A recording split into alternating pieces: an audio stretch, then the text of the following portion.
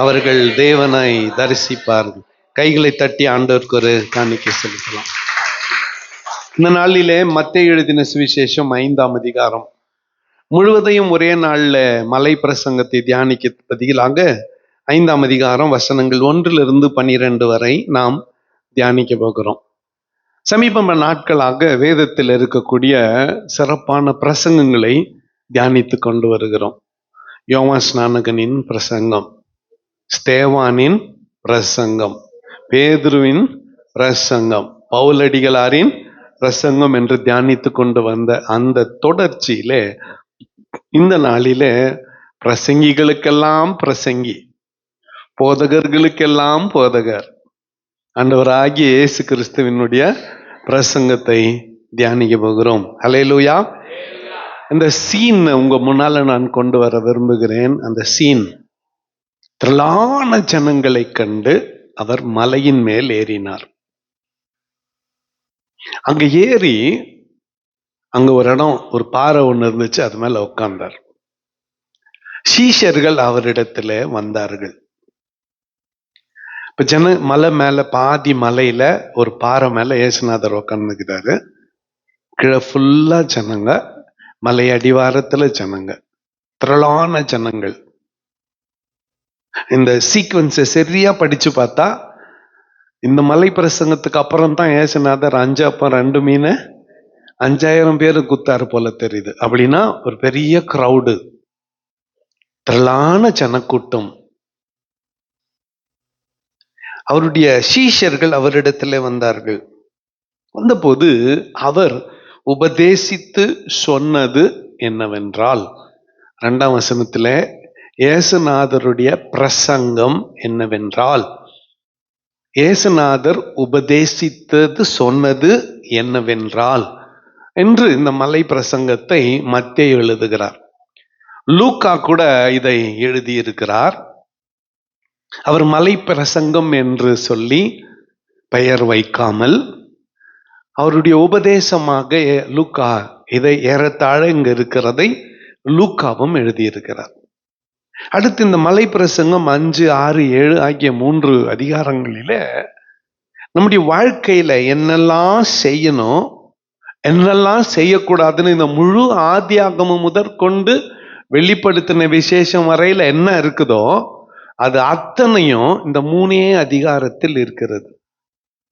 மோசே யோசுவா 10 கட்டளை பலகைகளை கையில் எத்தனை இந்த இஸ்ரவேல் ஜனங்களுக்கு கொடுத்து, பிறகு ஆர்டினன்சஸ், உள்பிரிவுகளை ஏற்படுத்தி கொடுத்து 513 பிரமாணங்களை கொடுத்தாங்கல்ல, அதெல்லாம் உள்ளடக்கி ஒரு பிரசங்கத்துல ஆண்டவராகிய இயேசு கிறிஸ்து கொண்டு வந்து நிறுத்திட்டார். அதுல முதல் பகுதி பி ஆட்டிடியூட்ஸ், இருக்க வேண்டிய குணங்கள். சொல்லுங்க சத்தமா, பி ஆட்டிடியூட்ஸ். இத ஜெரிசேவேல் என்கின்ற தேவதாசர் ஒரு பாடமாகவே உருவாக்கி எங்களுக்கு ரஷ்டி ஐயா மூலமாக ரூட்ஸ் ஆஃப் கேரக்டர், குணத்தின் வேர்கள் என்கின்ற தலைப்புல பாடமாகவே இது எங்களுக்கு மாறினது. வெறும் இந்த 10-12 வசனம், பி ஆட்டிடியூட்ஸ், குணத்தின் வேர்கள் அல்லது இருக்க வேண்டிய குணங்கள், நமக்கு இருக்க வேண்டிய குணங்கள். இது தீர்க்கதரிசிகளில் ஒருவன் சொன்னதல்ல, போதகர்களில் ஒருவன் சொன்னதல்ல, அப்போஸ்தலரில் ஒருவன் சொன்னதல்ல, நியாயாதிபதிகளில் ஒருவன் சொன்னதல்ல. என் ஆண்டவராகிய இயேசு கிறிஸ்து நேரடியாய் சொன்னது. ஹல்லேலூயா. முதலாவதாக, ஆவியில் எளிமை உள்ளவர்கள் பாக்கியவான்கள், பரலோக ராஜ்யம் அவர்களுடையது. ஆவியில் எளிமை உள்ளவர்கள் பாக்கியவான்கள், பரலோக ராஜ்யம் அவர்களுடையது. ஹியூமிலிட்டி, எளிமை, தாழ்மையினுடைய உச்சக்கட்டம், ஹையஸ்ட் டிகிரி ஆஃப் ஹம்பிள்னஸ். தாழ்மையின் உச்சம்தான் எளிமை. எளிமை அப்படின்னு ஏழ்மைன்னு எடுத்துக்க கூடாது. அங்க அந்த வார்த்தை புவர் இன் ஸ்பிரிட்னு இருக்கிறதுனால அது அப்படியே தமிழ்ல ஏழ்மைன்னு எடுத்துக்க கூடாது. ஆங்கிலத்துல வேற நல்ல வார்த்தை கிடைக்கலன்ட்டு என்னன்னு போட்டாங்க, புவர் இன் ஸ்பிரிட்னு போட்டாங்க. ஆனா தமிழ்ல அதை விட சிறப்பான ஒரு வார்த்தை இருக்குது. அது என்னன்னா எளிமை. அது என்ன சொல்லுங்க? எளிமை.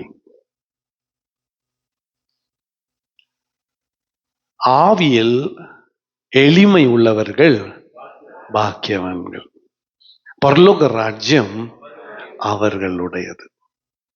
இப்போ இந்த எளிமை என்ன செய்யும்? யூனிஃபார்ம் ஏன் வச்சாங்க? ஸ்கூல்ல யூனிஃபார்ம் ஏன் வச்சாங்க?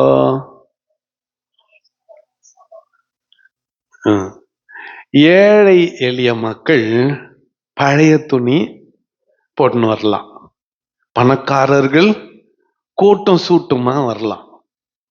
இந்த 2 பேரும் ஒரே வகுப்பறையில உட்கார்ந்தா ஏழை மாணவ மாணவியருக்கு தாழ்வு மனப்பான்மை வந்துடும். அதே நேரத்தில் குரூப் ஃபார்ம் பண்ணிக்குவாங்க. பணக்கார ஸ்டூடெண்ட்ஸ் எல்லாம் ஒரு குரூப்பு, ஏழை மாணவர்கள் எல்லாம் இன்னொரு குரூப் ஃபார்ம் பண்ணிக்குவாங்க.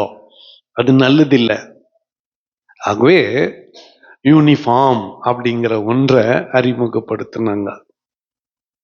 சரி, இப்போ ஒரு ஹியூமிலிட்டி, தாழ்மை என்றால் என்ன? இந்த இடத்துல இயேசுநாதர் சொன்ன எளிமை என்ன? ஆவியில் எளிமை உள்ளவர்கள் பாக்கியவான்கள் அப்படின்னா பெருமை உள்ளவர்கள் சபிக்கப்பட்டவர்கள்னு இத சொல்லலாம். எப்படி பெருமை உள்ளவர்கள் அப்படின்னா பெருமையை மேற்கொண்டு எளிமையை அடைதல். overcoming pride and being humble. பெருமையை மேற்கொண்டு எளிமையாய் இருத்தல், தாழ்மையாய் இருத்தல். இயேசுநாதர் சாதாரணமா தாழ்மையாயிருங்கள்னு சொல்லல. பெருமை உங்க வாழ்க்கையிலே வரவிடாமல் தாழ்மையாயிருங்கள். எதை குறித்த பெருமையும் நமக்கு வேண்டாம். எந்த பெருமையும் நமக்கு வேண்டாம். கர்த்தர் எதனா கொடுக்கட்டும், அது அந்த மூலையில அப்படி இருக்கட்டும். அது அவருடைய சமூகத்துக்கு நாம செல்லும் பொழுது, மக்களோடு உறவாடும் பொழுது, அதிலும் நம்மிலும் ஏழ்மையானவர்களோடு உறவாடும் பொழுது அப்படின்னு நெஞ்ச நிமித்தின்னு பேசக்கூடாது. அவங்க வீட்டுக்கே அனுப்பிடுவாரு ஆண்டவர். ஜீவனத்தின் பெருமையால் யார நீ கேவலமா பாக்குறியோ அவங்க வீட்டுக்கே அனுப்பிடுவார் ஆண்டவர். ஆக்ஷன் கொஞ்சம் பாருங்க. நீ யாரெல்லாம் உதாசீனம் பண்ணி பேசுறியோ உன் வாழ்நாள் முடியறதுக்குள்ள ஒரு நாளைக்கு அவங்க வீட்டுக்கே இப்படி அனுப்பிடுவார் ஆண்டவர்.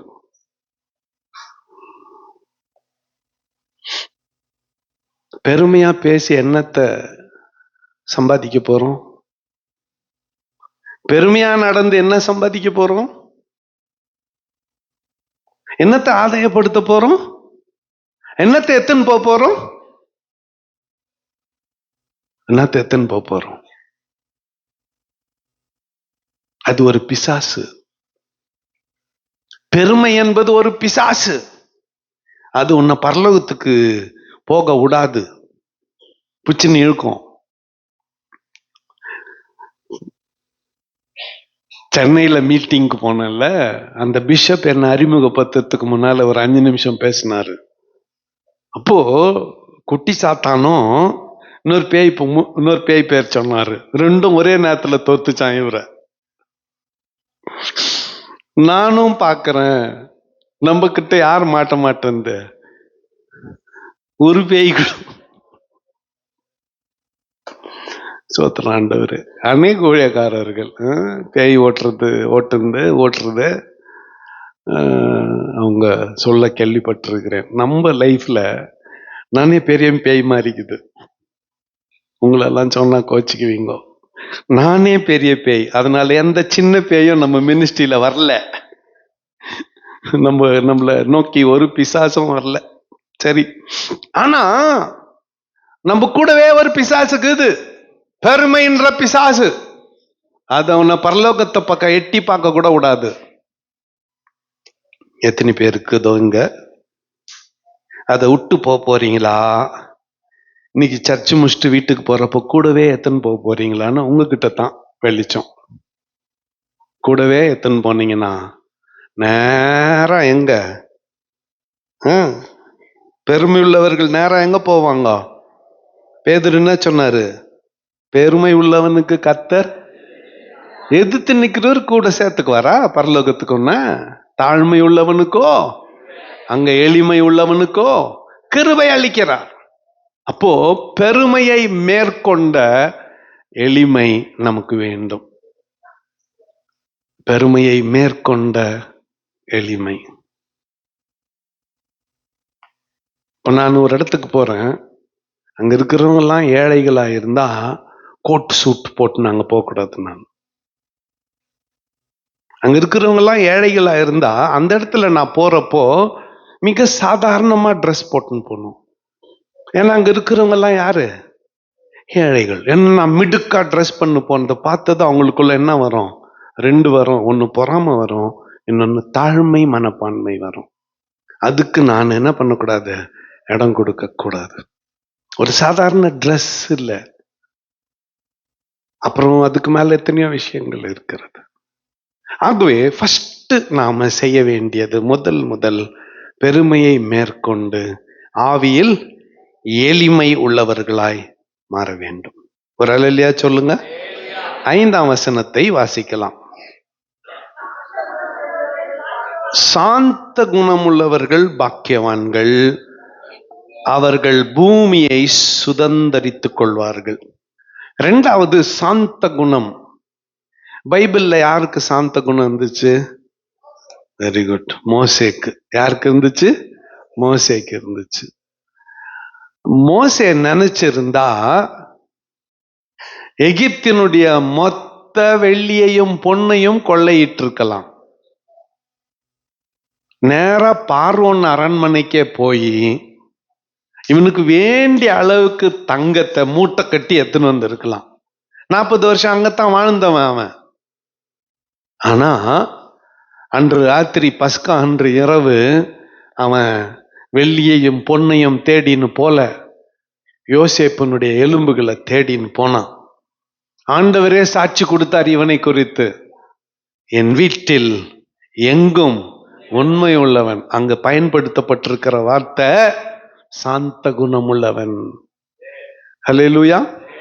அப்படின்னா சாந்த குணம் உள்ளவர்கள் பாக்கியவான்கள், அவர்கள் பூமியை சுதந்திரித்துக் கொள்வார்கள்னா கோபத்தை மேற்கொண்டு சாந்த குணம் நமக்கு வேண்டும். எதை மேற்கொண்டு? சத்தமா சொல்லுங்க, சத்தமா. கோபத்தை மேற்கொண்டு சாந்த குணம் வேண்டும்.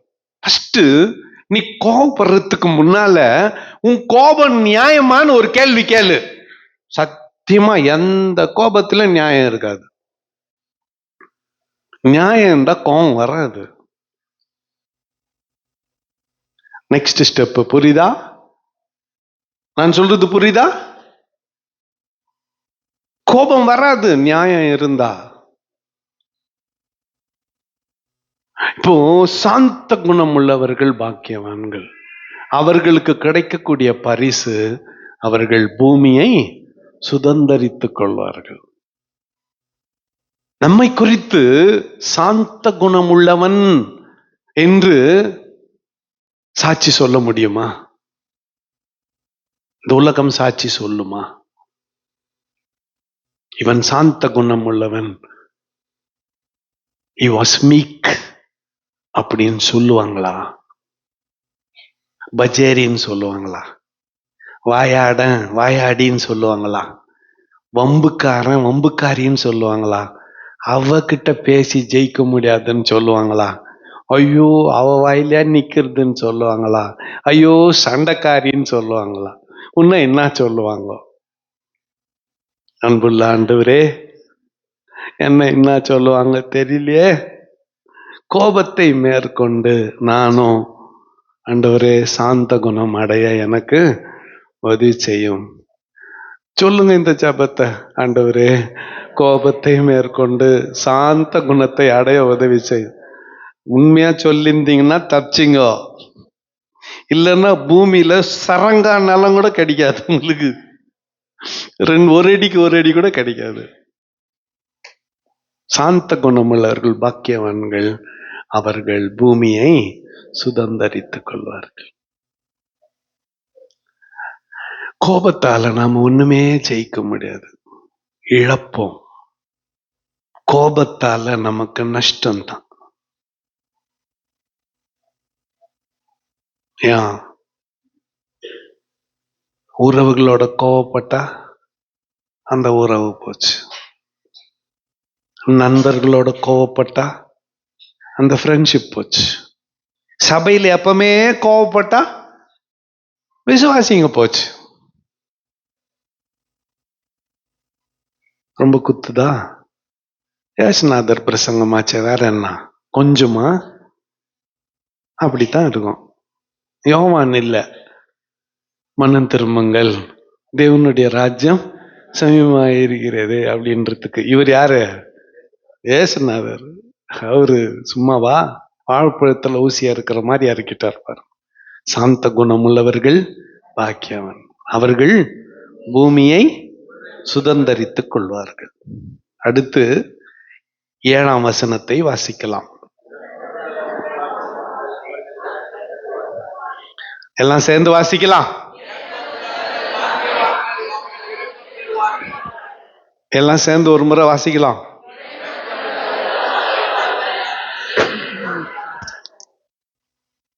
மன்னிக்கிறவர்கள் பாக்கியவான்கள், அவர்கள் மன்னிப்பு பெறுவார்கள்.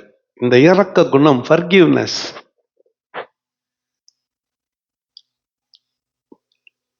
கசப்பை மேற்கொண்டு மன்னிக்கிறது. சொல்லுங்க, கசப்பை மேற்கொண்டு மன்னிக்கிறது. எல்லாம் கவனிக்கிறீங்களா? 40 வருஷத்துக்கு முன்னால கல்யாணத்தன்னைக்கு உங்க அம்மா என்ன சொன்னாங்க? 50வது வருஷம் கல்யாண நாளுக்கு, 50வது வருஷம் கல்யாண நாள் நடக்குது இல்ல, அப்போ கல்யாணத்தன்னைக்கு பக்கத்துல நின்று உங்க அம்மா என்ன சொன்னாங்க? நேத்து சொன்னதே ஃபர்ஸ்ட் நீ யாருன்னு கேட்டான். மறந்துட்டான். 50 வருஷம் ஆயிடுச்சு, பொண்டாட்டியே மறந்துட்டான், நினைவு போயிடுச்சு. ஓ நான் தான் அவன் பொண்டாட்டி. அப்படியா அம்மா, நீ பொண்டாட்டின்றதே மறந்துட்டேன், எங்க அம்மா சொன்னது போய் சொல்றிய. எத்தனை வருஷம் அத்தனை ஞாபகம் வச்சுக்கிறது? 50 வருஷம். அப்படியே விஷப்பாம்பு மாதிரி அப்படியே உள்ள வச்சுக்கிறது, தேவையான நேரத்துல கக்குறது.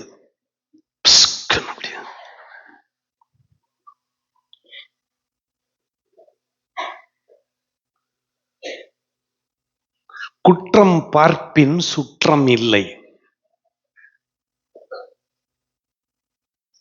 நம்ம வாழ்நாள்ல எவ்வளவு பேரை நம்ம காயப்படுத்தி இருக்கிறோம்.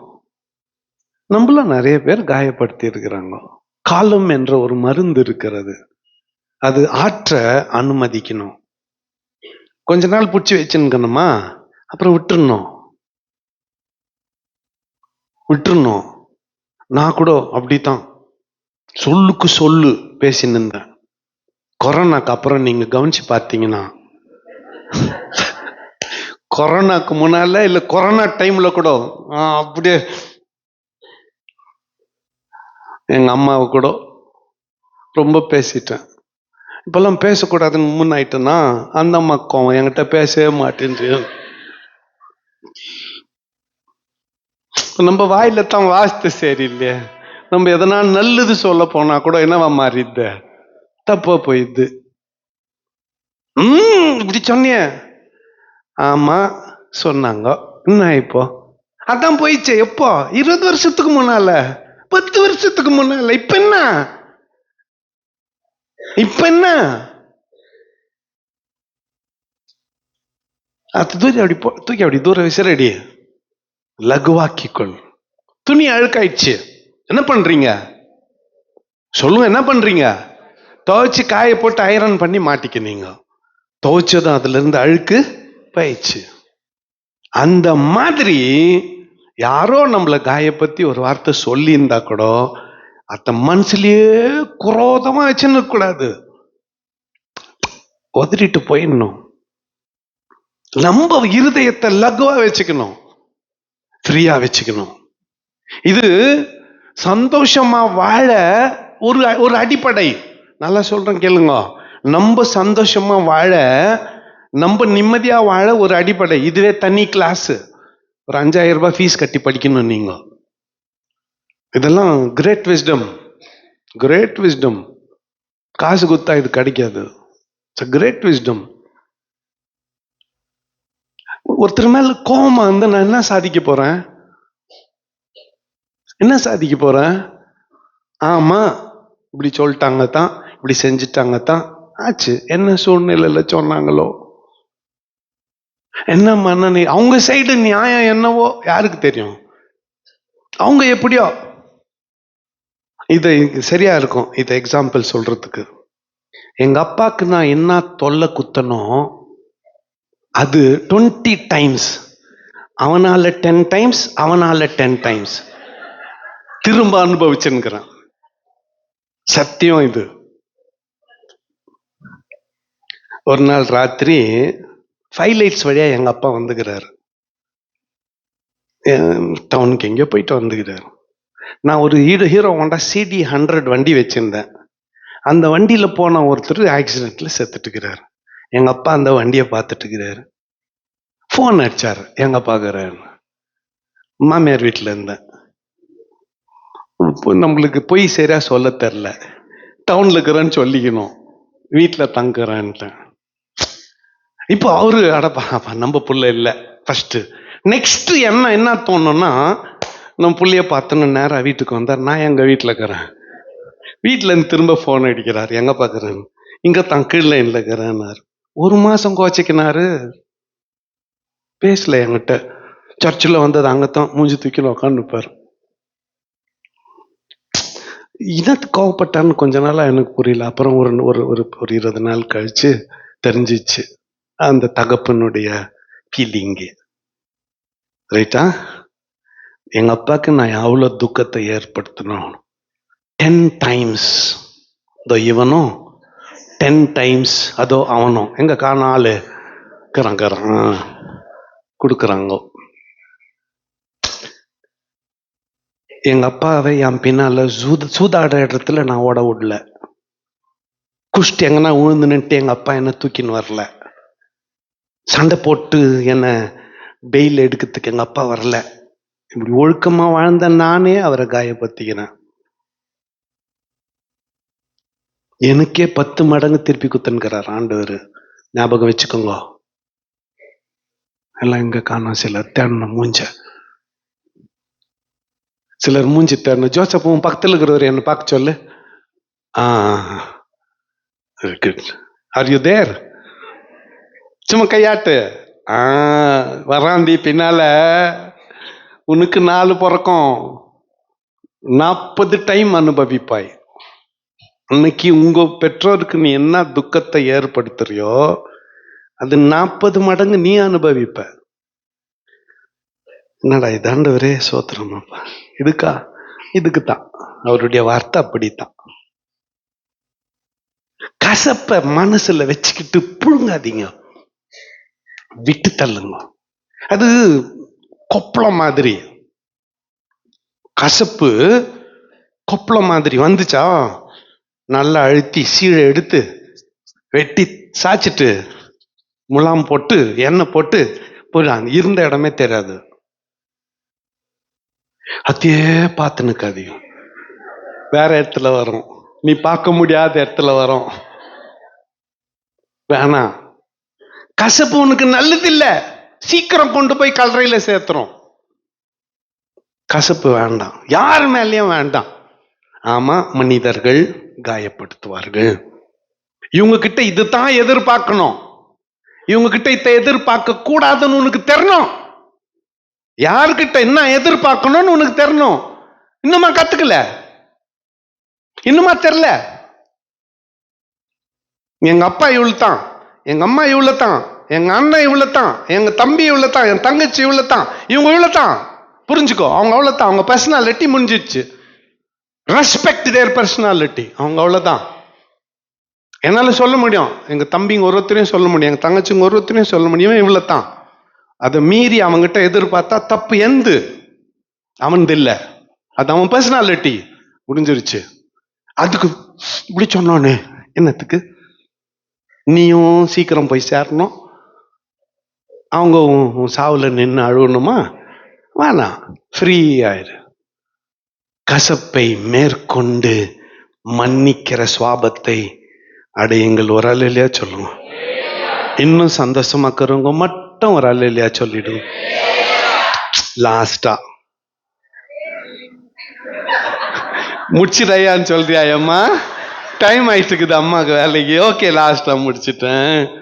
8ஆம் வசனம். இருதயத்தில்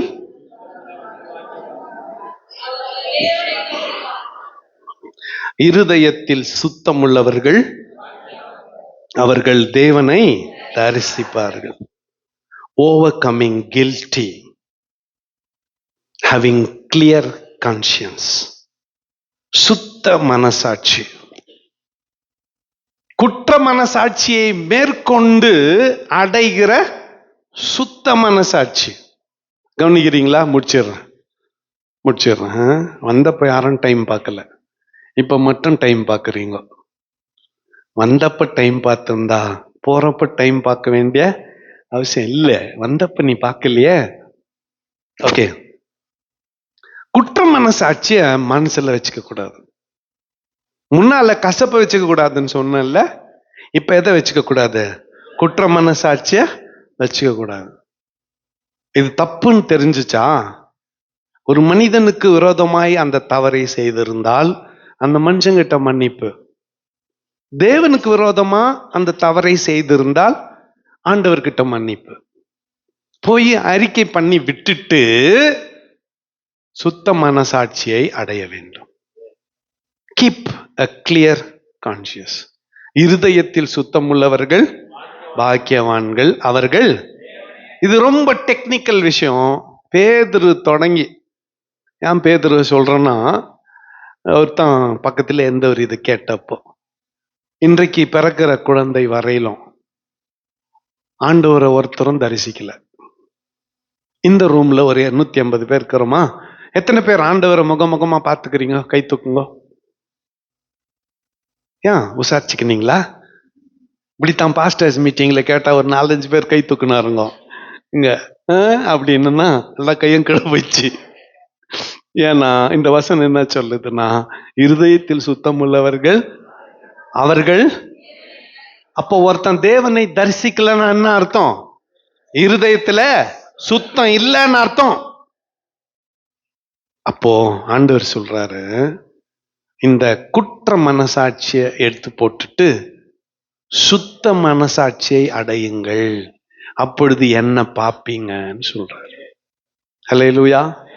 அடுத்த ஆவிக்குரிய நிலைமையில பாருங்களேன், இருதயத்தில் சுத்தமுள்ளவர்கள் பாக்கியவான்கள் அவர்கள் தேவனை தரிசிப்பார்கள். இப்ப இல்ல, 25-50 வருஷத்துக்கு முன்னால ஒரு புக்கு டிராக்ட்ஸ் மனிதனின் இருதயம்னு போட்டிருக்கோம். அது உள்ள பாம்பு, தேளு, பல்லி, பூரா எல்லாம் இருக்கும் ஒரு இருதயம். நெக்ஸ்ட் ஏசுநாதர் சிலுவை போட்டு சிலுவை காட்சியை கண்டவன் அடுத்த இருதயம் பிளெயினா இருக்கும், வெள்ளையா இருக்கும். அப்படி போட்டு காமிச்சாங்க. ஏசுநாதர் ஏத்துக்கல்னா நம்ம இருதயம் எப்படி இருக்குது, ஏத்துக்கின பிறகு இப்படி மாறுதுன்னு. இப்போ நாம் இருக்கிற இந்த நிலையில நம்முடைய இருதயத்தை சுத்தமாய் காத்துக்கொள்ள வேண்டும். இருதயத்தில் சுத்தம் உள்ளவர்கள் பாக்கியவான்கள், அவர்கள் தேவனை தரிசிப்பார்கள். குற்ற மனசாட்சிய எடுத்து போட்டுட்டு, நமக்குள்ள இருக்கிற குற்ற மனசாட்சியை எடுத்து போட்டுட்டு, சம்பந்தப்பட்டவங்க கிட்ட ஆண்டவர்கிட்ட மன்னிப்பை கேட்டுட்டு சுத்த மனசாட்சியை அடைய ஆண்டவர் நமக்கு உதவி செய்யட்டும். இதுக்கு ஒரு ஒரு ஸ்டெப் ஆஃப் ஹியூமிலிட்டி தேவை. இந்த படி கவனிச்சிங்கன்னா, இந்த ஸ்டேஜஸ் கவனிச்சிங்கன்னா, சுத்த மனசாட்சி உயரிய நிலை இது எங்க ஆரம்பிக்குதுன்னா, ஆரம்பத்துல எங்க ஆரம்பிக்குது? எளிமையில ஆரம்பிக்குது, தாழ்மைப்படுத்துறதுல ஆரம்பிக்குது, ஐ எம் சாரின்னு சொல்றதுல ஆரம்பிக்குது. நம்பெல்லாம் யாரு? ஒரு கை பாத்துறேன்றவங்க. ஆனா ஏசுநாதர் என்னன்றாரு? ஒரு கை என்ன, 2 கை பாத்துறேன், சோத்திரம்பா என்ன மன்னிச்சிருன்னு சொல்லுன்றாரு. இல்ல, ஏசுநாதர் தம்முடைய ஊழியத்தை எப்படி ஆரம்பிச்சாரு? எப்படி நடத்தி இந்த உலகத்துல சீஷருங்க கையில குத்துட்டு போனாரு? மேல் வீட்டு அறையில ஒன்னுத்துக்கும் உதவாதவங்க காலை கழுவி, நான் ஊழியம் கொள்ள வரவில்லை, ஊழியம் செய்ய வந்தேன்னு சொல்லி, தலைவனா இருக்க விரும்புகிறவன் என்ன போல் ஆகுங்கள்னு சொன்னார். அருமையான ஆண்டுடைய பிள்ளைகளே, இந்த கால விளையில ஏசுநாதருடைய வார்த்தைகளை சிந்திப்போம். இது ஒண்ணுதான், ஒரு கட்டம். இந்த மாதிரி நிறைய போயினே இருக்கு ஆழமா. எப்போ இது முடியும் தெரியாது. இப்போதைக்கு ஃபர்ஸ்ட் ஸ்டெப்பு இருக்க வேண்டிய குணங்கள். இதை நினைச்சு இதை கொஞ்சம் ட்ரை பண்ணி பார்க்கலாமே. ஒரு வாரத்துக்கு கசப்பு இல்லாம, கோபம் இல்லாம, பொறாமை இல்லாம, பெருமை இல்லாம, குற்ற மனசாட்சி இல்லாம இருந்து பாருங்க. அடுத்த ஞாயிற்றுக்கிழமை நம்முடைய மனநிலையே மாறிடும். இது பெரிய உயிர் காப்பான் இன்ஜெக்ஷன் மாதிரி, இது லைஃப் சேவிங் இன்ஜெக்ஷன் மாதிரி. டாக்டருங்க சொல்லுவாங்க, ஒரு இன்ஜெக்ஷன் 40,000 ரூபாய், இது போட்டா ஒருவேளை காப்பாத்தலான்னு சொல்லுவாங்க இல்ல, உயிர் லைஃப் சேவிங் இன்ஜெக்ஷன். அந்த மாதிரி மருந்து இது ஏசுநாதர் கொடுத்தது. ஆண்டவருடைய பிள்ளைகளே, கோபத்தை தவிர்த்து, கசப்பை தவிர்த்து, குற்ற மனசாட்சியை தவிர்த்து, பெருமையை தவிர்த்து, பழிவாங்கும் எண்ணத்தை தவிர்த்து, இருதயத்தில் சுத்தம் உள்ளவர்களாய் இருப்போம். நாம் தேவனை தரிசிக்க ஆண்டவர் நமக்கு உதவி செய்வார். அடுத்த கேள்வி உங்களுக்கு வரலாம், 4ஆம் வசனத்தை விட்டுட்ட, 9ஆம் வசனத்தை விட்டுட்ட அப்படின்னு எல்லாம். ஆமா, இருக்க வேண்டிய குணங்களை மட்டும் தான் நான் இந்த நாள்ல தியானிச்சேன். மற்றவைகளை, சமாதானம் பண்ணுகிறவர்கள் பாக்கியவான்கள், அவர்கள் தேவனுடைய. லாஸ்டா நம்மளை பார்த்த உடனே ஐயோ வந்துச்சுராயப்பா கலகம் அப்படின்னு சொல்லக்கூடாது. அதுக்கே ஒரு கூட்டணி அமைக்க கூடாது. அதுக்கே ஒரு கூட்டத்தை சேர்த்து பேசக்கூடாது. கவனிக்கிறீங்களா? ஜெபிக்கிறதுக்கு டைம் இல்லை, பைபிள் படிக்கிறதுக்கு டைம் இல்லை, பிஸி. ஆனா புறங்கூறத்துக்கு மட்டும் ரொம்ப டைம் இருக்குது.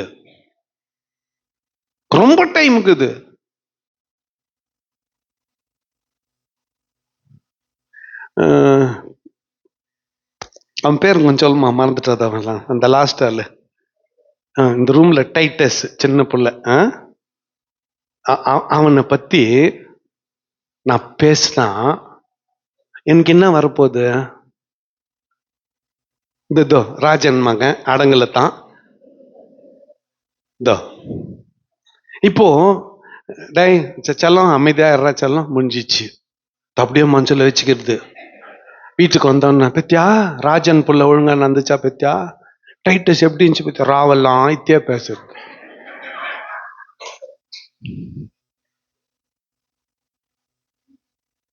என்னத்துக்கு? ராஜன் புள்ள இவ்வளவுதான். கட்சியா தலைமையில கையை வச்சுக்கின்னு இயேசுவின் ரத்தம் என் மேலன்னு பாடிட்டு போறான். குழந்தை அவள்தான். கலகையம் பண்ணும், சமாதானம் பண்ணுகிறவர்களா மாறணும். நான் ஒரு வீட்டுக்குள்ள வந்தா சண்டை போட்டுனுக்கிற புருஷன் பொண்டாட்டி ஐயோ பாஸ்டர் வந்துட்டார் அமைதியாயிடணும். நான் வந்துட்ட பிறகு அடிச்சுக்கூடாது. நான் வந்ததுனால 2 சண்டை போட்டுனுக்கிற அண்ணன் தம்பிங்க சமாதானம் ஆகணும். நான் வந்த பிறகு எரியிற கொல்லியில என்ன ஊத்தக்கூடாது, எண்ணெய் ஊத்தி அதிக ஏறி வைக்க கூடாது. நானு சமாதானம் எத்தனை முறை அப்படியே சைலண்டா போயிட்டு இருக்கிறேன். கேள்விப்படுறேன் ஏதோ ஒரு விஷயம்னு வச்சுக்கோங்களேன், உடனே பதில் வருது. உடனே பதில் வருது. ஆனா பேசுறவங்களுக்கெல்லாம் பதில் சொன்னா நமக்கு வாய் பத்தாது. எத்தனை பேரு என்ன நினைச்சுன்னு போறப்ப எத்தனா பேசின்னு போ பெத்தியா, இன்னைக்கு என்ன சொன்னாரு பெத்தியா, நான் ஒவ்வொருத்தருக்குமா வந்து பதில் சொல்ல முடியும்? சொல்லுங்க, சொல்லின்னு போறீங்க. ஆமா, சமாதானம் பண்ணுகிறவர்களா இருக்கணும். நம்ம கலகம் பண்றவங்களா இருக்கக்கூடாது, குழப்பத்தை உண்டு பண்றவங்களா இருக்கக்கூடாது. நான் ஒரு சொன்னா அந்த சொல் உண்மையாய் இருப்பினும் அங்கே ஒரு குழப்பத்தை ஏற்படுத்துமாயின் அந்த சொல்லை சொல்லாமல் இருப்பது நலம். புரியுதா? உண்மைதான், அது இருக்கட்டுமே. என்ன இப்போ அத்த சொல்லனா தான் என்ன சொல்லிட்டு என்ன வாரிக்க போறோம்? சமாதானம் பண்ணுகிறவர்களாய் மாறலாம். நம்ம ஒரு வீட்டுக்குள்ள போனா சமாதானம் ஏற்படணும். நம்ம ஒரு அறைக்குள்ள போனா சமாதானம் ஏற்படணும். அப்பதான் சிரித்த முகத்தோடு 4 பேர் வாங்குவாங்க.